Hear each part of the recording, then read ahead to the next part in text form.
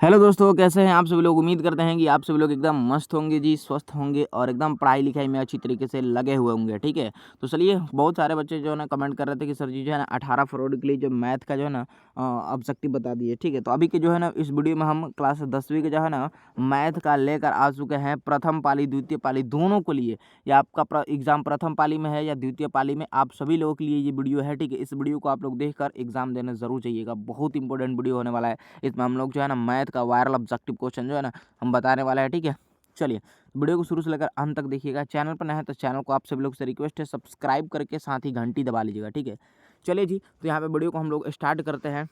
ये रहा पहला क्वेश्चन और बहुत ईजी है जी कि निम्नलिखित में कौन सा परमेय संख्या है। तो आइए देखिए, पहला है पाई, तो पाई एक अपरमेय है, आपको पता ही है। रूट 7 भी अपरमेय है। और हाई देखिए √16/25, ये बिल्कुल आपका परमेय संख्या हो जाएगा, ये तो अपरमेय हो जाएगा जी। ठीक है, चलिए, तो यहाँ पे बिल्कुल option number C is the right answer for this question. चलिए, सारा क्वेश्चन आप लोग देखिए और सभी क्वेश्चन को याद करते चलना है जी, बहुत इंपॉर्टेंट क्वेश्चन है।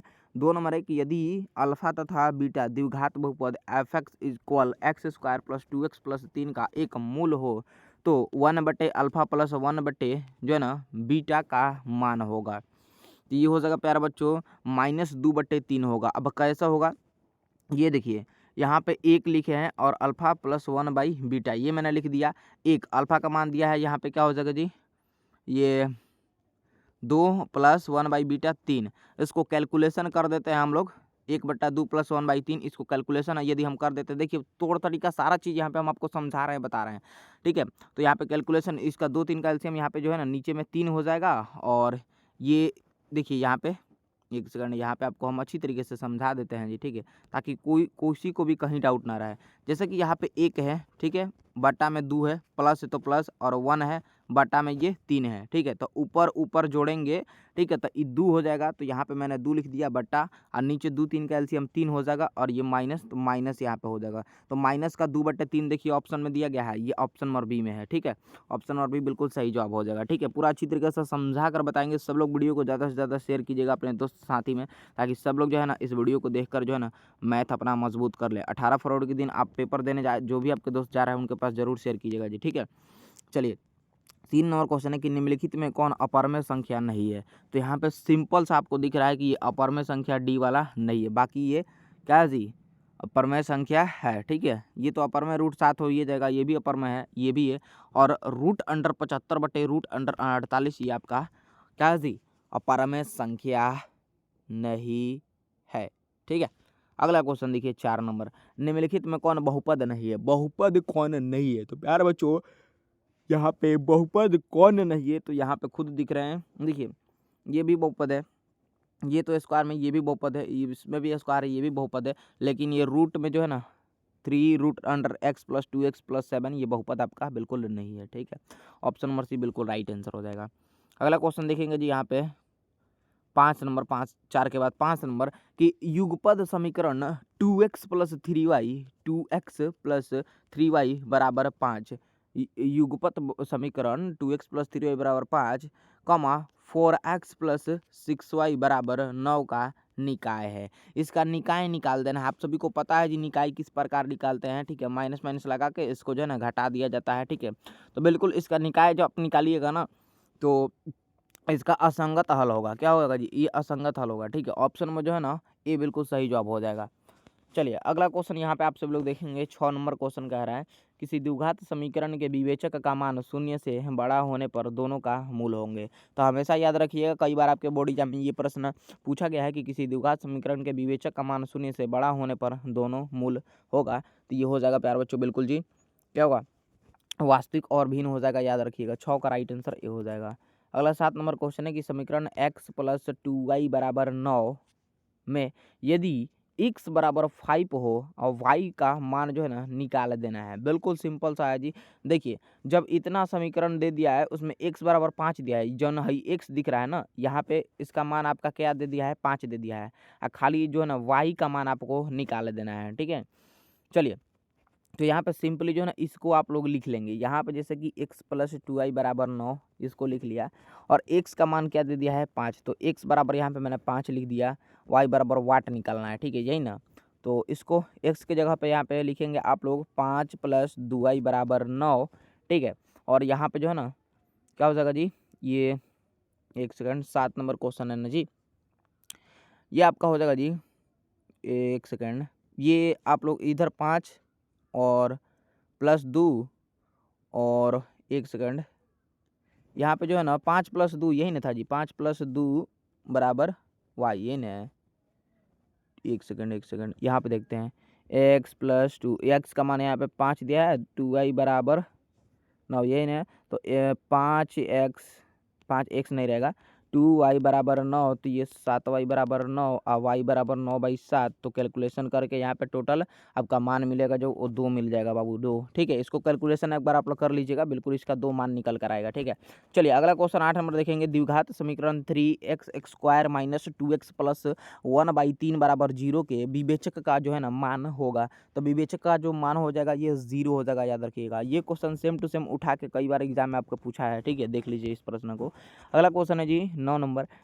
एपी दे दिया है, यानी अर्थमेटिक प्रोग्रेस 4, 10, 16, 22, 28 डॉट डॉट का सारा व अंतर होगा।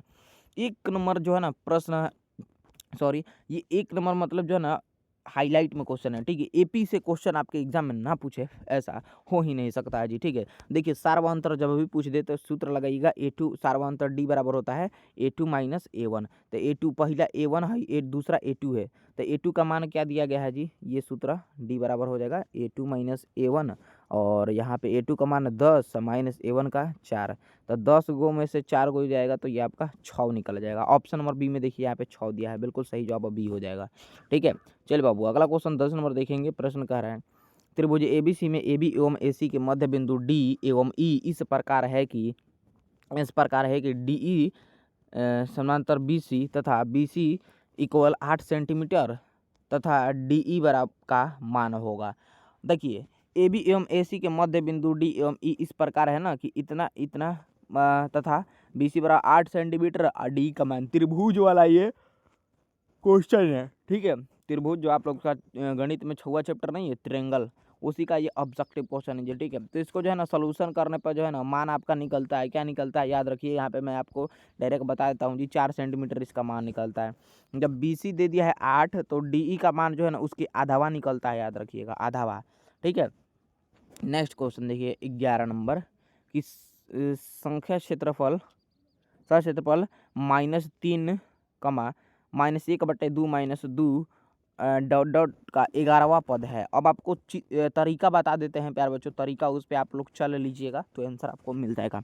देखिए 11वां पद वाला यहाँ पे सूत्र लगाइएगा, A11 बराबर हो जाएगा A10 - A9। इसी पे आप लोग जो है ना बैठा देंगे खाली इसको, तो आपका बिल्कुल सही आंसर निकल जाएगा। तो बैठा देंगे तो यहाँ पे बिल्कुल इसका राइट आंसर जो है ना 22 निकल जाएगा प्यारे बच्चों, 22, ठीक है। निकाल लीजिएगा, बहुत इंपॉर्टेंट क्वेश्चन है ये, ठीक है। सारा क्वेश्चन ये आपके एग्जाम में पूछा जाता है, ठीक है।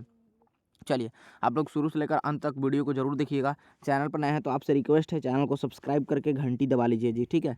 चलिए ये रहा 12 नंबर क्वेश्चन की दो समरूप त्रिभुजों ABC तथा DEF में इनके क्षेत्रफल का जो है ना अनुपात निम्नलिखित में कौन सा है। तो ये है जी आपका AB² / DE², ठीक है। दुगो समरूप त्रिभुज, यानी दुगो समरूप त्रिभुज हमने बना दिया, ये सेम टू सेम बन गया समरूप। और ABC ये इसको मान लिया मैंने A, ये BC और ये हो गया DEF। कह रहा है कि इनके क्षेत्रफल का अनुपात निम्नलिखित में कौन सा होगा। तो जब दे दिया है ABC एवं DEF तो इनका क्षेत्रफल का अनुपात AB और DEA न होगा जी, यहाँ पे AB DEA न इसका होगा। ऑप्शन नंबर जो है ना यहाँ पे C बिल्कुल राइट आंसर हो जाएगा। अगला क्वेश्चन देखेंगे 13 नंबर की बिंदु 4, -3 किस चतुर्थांश में है। तो प्यारा बच्चों बिंदु 4, -3 जो है कौन से चतुर्थांश में है। तो ये आपका कौन सा चतुर्थांश ये देखिए, प्रथम चतुर्थांश में प्लस प्लस होता है, द्वितीय में माइनस प्लस होता है और तृतीय में जो है ना माइनस माइनस होता है, चतुर्थ में प्लस माइनस होता है, ठीक है। तो यहाँ पे देख लीजिए पहला में जो है प्लस है और दूसरा में माइनस है। तो ये देखिए यहाँ पे पहला में प्लस है और दूसरा में माइनस है, ठीक है। चतुर्थांश में है ना जी, चतुर्थांश में चौथा घर में है, ठीक है। तो यहाँ पे चतुर्थ देखिए ऑप्शन नंबर D में दिया है, बिल्कुल सही जवाब हो जाएगा 13 का D राइट आंसर, ठीक है। अगला क्वेश्चन देखिएगा 14 नंबर क्वेश्चन है कि यदि ए प्लस बी बराबर 90 डिग्री तो कॉस ए बराबर हो जाएगा। तो बिल्कुल ये सूत्र है, बिल्कुल एकदम दिमाग में बैठा लीजिएगा कि जो है ना साइन बी हो जाएगा। क्या होगा? कॉस ए बराबर साइन बी होगा। नेक्स्ट क्वेश्चन 15 नंबर है। क्वेश्चन देखिए बिंदु ए 4,5 तथा बी 6,5 है, ठीक है। तो मिलाने वाली रेखाखंड का मध्य बिंदु जो हो जाएगा ना, ये हो जाएगा जी 5,5 होगा। क्या होगा? 5,5। ये दे दिया है जी 4,5 एगो और 6,5, तो मध्य बिंदु का जो है ना मिलाने वाले रेखाखंड का मध्य बिंदु जो है 5,5 हो जाएगा। बिल्कुल याद रखिएगा, ये भी क्वेश्चन सेम टू सेम उठा के पूछता है आपके एग्जाम में, ठीक है। अगला 16 नंबर क्वेश्चन है जी। सब लोग लाइक कर लीजिए, जो भी लोग वीडियो को लाइक नहीं किए लाइक कर लीजिए, और इसका पीडीएफ जो हम आप लोग को दे देंगे, व्हाट्सअप ग्रुप से जुड़ जाइएगा, जिसका लिंक नीचे आपको वीडियो के डिस्क्रिप्शन बॉक्स में मिल जाएगा, ठीक है। व्हाट्सअप ग्रुप से सभी छात्र छात्राएं जो है ना जरूर जुड़ जाइएगा जी, ठीक है। व्हाट्सअप ग्रुप से बहुत ज़्यादा आपको हेल्प होगा, पीडीएफ नोट सारा चीज़ वहीं पर मिलता है, ठीक है। चलिए आप लोग व्हाट्सअप ग्रुप से ज़रूर जुड़ जाइएगा जी, ठीक है। चलिए ये रहा 16 नंबर क्वेश्चन। क्वेश्चन कह रहा है यदि 3 थीटा बराबर 90 डिग्री तो कॉस थीटा बराबर होगा। यदि 3 थीटा बराबर 90 डिग्री दे दिया है तो कॉस थीटा का मान जो है ना क्या हो जाएगा बाबू? ये हो जाएगा आपका बिल्कुल जी, क्या होगा यहाँ पे, और √3/2 होगा। क्या होगा? और √3/2, ठीक है, याद रखिएगा। चलिए ये रहा 17 जी। यदि सूर्य का उन्नयन कोण 60 डिग्री है तब 30 मीटर लंबी छाया बनाने वाली उदग्र मीनार की ऊंचाई होगी, ठीक है। तो ये भी आपका बुक का ही क्वेश्चन है, थोड़ा सा भी यहाँ पे मान में चेंजिंग नहीं करता है, तो डायरेक्ट मैं आपको इसको बता देता हूँ जी, ठीक है। आप लोग थोड़ा सा भी ये क्वेश्चन चेंज नहीं करेगा, ठीक है। ये आपका बुक का क्वेश्चन है, ठीक है, और सेम टू सेम उठा के आपका पूछ देता है ये वाला क्वेश्चन, ठीक है। चलिए जी, तो बिल्कुल यहाँ पे याद रखिएगा 30 इसका जो है ना सोल्यूशन करने पे सब्जेक्टिव में पूछता है, बट इसको जो है ना अगर सब्जेक्टिव में जो भी छात्र इसे पढ़े होंगे इस क्वेश्चन को, तो ऑब्जेक्टिव उसका आंसर तो पता होगा सभी लोगों को, तो आराम से ऑब्जेक्टिव में उसे बना सकते हैं, ठीक है। तो इसीलिए ऑब्जेक्टिव में भी ये क्वेश्चन पूछ देता है, देख सकते हैं पूछा गया है। तो बिल्कुल 30√3 मीटर इसका जो है ना सही उत्तर निकल कर आता है, ठीक है। काफ़ी लंबा इसका सोल्यूशन होता है जी, ठीक है। चलिए चलो अगला 18 नंबर क्वेश्चन देखिए कि वृत्त सी ओ आर के अंत भाग में एक बिंदु पी है तो निम्नांकित में कौन सत्य है? तो निम्नांकित में जो सत्य होगा ना, ये आपका बिल्कुल सी कौन होगा? ये हो जाएगा आपका आर ग्रेटर देन ओपी हो जाएगा। क्या होगा? आर ग्रेटर देन ओपी, ठीक है। ऑप्शन और भी बिल्कुल सही जवाब हो जाएगा इस क्वेश्चन का जी, ठीक है। चलिए एक सेकेंड, ये रहा नेक्स्ट। यदि मीनार के पाद में 50 मीटर दूर स्थित बिंदु पर मीनार का उन्नयन कोण 60 डिग्री है तो मीनार की ऊंचाई होगी। तो यार बच्चों बल्कि जो है ना मीनार की ऊंचाई आपका 50√3 मीटर हो जाएगी। ये भी जो है ना एकदम सेम टू सेम क्वेश्चन उठा के आपका ऑब्जेक्टिव में पूछा जाता है, सब्जेक्टिव में भी ये आपका बुक में क्वेश्चन दिया गया है, ठीक है। मीनार की ऊंचाई वाला ये क्वेश्चन है, ठीक है। इसको सोल्यूशन करने पर जो है ना आपका बिल्कुल 50√3 मीटर आपका बिल्कुल सही आंसर निकल कर आता है। यहाँ पे 19 का बिल्कुल सही जवाब भी हो जाएगा, ठीक है। अगला क्वेश्चन 20 नंबर दिखिएगा, और ये भी क्वेश्चन कई बार पूछा है जी। सारा क्वेश्चन इंपॉर्टेंट है, मैं जितना भी क्वेश्चन बता रहा हूँ सब क्वेश्चन को एक बार देख कर याद जरूर कर लीजिएगा, अपने दोस्त में भी शेयर कीजिएगा ताकि उनका भी हेल्प हो जाएगा, ठीक है। 20 देखिए, किसी वृत्त पर बाह्य बिंदु से खींची गई स्पर्श रेखाओं की जो है ना संख्या होगी। तो किसी वृत्त से बाह्य बिंदु से किसी वृत्त पर बाह्य बिंदु से खींची गई स्पर्श रेखाओं की जो संख्या होगी ये हो जाएगी प्यारे बच्चों बिल्कुल जी 2 हो जाएगी। कितना? 2 हो जाएगी, 2, ठीक है, याद रखिएगा। नेक्स्ट क्वेश्चन देखिए 21 नंबर। कोण थीटा वाले त्रिज्या खंड का क्षेत्रफल होगा। तो कोण थीटा वाले कोण थीटा वाले त्रिज्या खंड का जो क्षेत्रफल होगा ये हो जाएगा जी आपका बिल्कुल ये सूत्र है, याद करिएगा। जहाँ भी क्वेश्चन पूछ दे कि कोण थीटा वाले त्रिज्या खंड का क्षेत्रफल, तो याद कर लीजिए जी कि होता है ना, ये होता है θ/360 और πr² होता है। देखिए ऑप्शन नंबर डी बिल्कुल राइट आंसर हो जाएगा। और ये भी क्वेश्चन कई बार आपके एग्जाम में पूछा गया क्वेश्चन है, रिपीटेड क्वेश्चन है, बोर्ड मॉडल है, याद कर लीजिए, ठीक है। चलिए जी अगले क्वेश्चन की तरफ हम लोग बढ़ते हैं। अगला क्वेश्चन आपके स्क्रीन पे 22 नंबर है कि एक घन का आयतन 125 मीटर क्यूब है तो उसका कुल पृष्ठीय क्षेत्रफल है। देखिए एक घन का आयतन आपका 125 मीटर क्यूब दे दिया है, ठीक है। इसका कुल पृष्ठीय क्षेत्रफल, तो घन का कुल पृष्ठीय क्षेत्रफल वाला फार्मूला पे बैठा देंगे, घन का कुल पृष्ठीय क्षेत्रफल वाला फार्मूला पर बैठेगा तो आपका जो है ना सोल्यूशन हो जाएगा, ठीक है। यहाँ पे लिख देंगे घन का कुल पृष्ठीय क्षेत्रफल फलान ठिकान और बराबर डाल के और उस पर उसी सूत्र पे इसको मान को डाल के और इसका सोल्यूशन निकाल लेंगे। तो बिल्कुल इसको सोल्यूशन करने पर 150 मीटर स्क्वायर आपका आंसर मिल जाएगा, ठीक है। सोल्यूशन कर लीजिएगा, सिंपल सा है जी एकदम। घन का पृष्ठीय क्षेत्रफल आपको बैठा देना सूत्र और सिंपल सा जो इसको बना देना है, एकदम ईजी जी, ठीक है। चलिए जी, और यहाँ पे अगला क्वेश्चन आ जाता है, कह रहा है यदि किसी वृत्त की त्रिज्या दोगुनी कर दी जाए ना तो नए एवं पुराने वृत्त की परिधि का अनुपात हो जाएगा। तो ये हो जाएगा जी आपका बिल्कुल, देखिए आपको बता देते हैं, यहाँ पे समझा देते हैं। यदि किसी वृत्त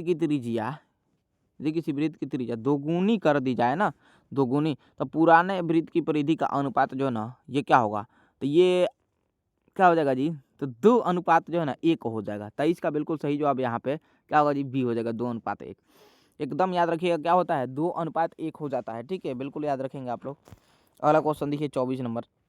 एक बाल्टी के वृत्ताकार सिरों की त्रिज्या 35 सेंटीमीटर और 14 सेंटीमीटर है और बाल्टी की ऊंचाई 40 सेंटीमीटर है, तो इसका आयतन है। तो इसका आयतन जो होगा ना जी, ये क्या होगा, तो ये बिल्कुल आपका इसका आयतन याद कर लीजिए जी, बहुत लंबा सोल्यूशन इसका जाता है, ठीक है। ये और ये सेम टू सेम क्वेश्चन जितना बता रहा है ना, सेम टू सेम उठा के क्वेश्चन वहाँ पूछ देता है आपके एग्जाम में।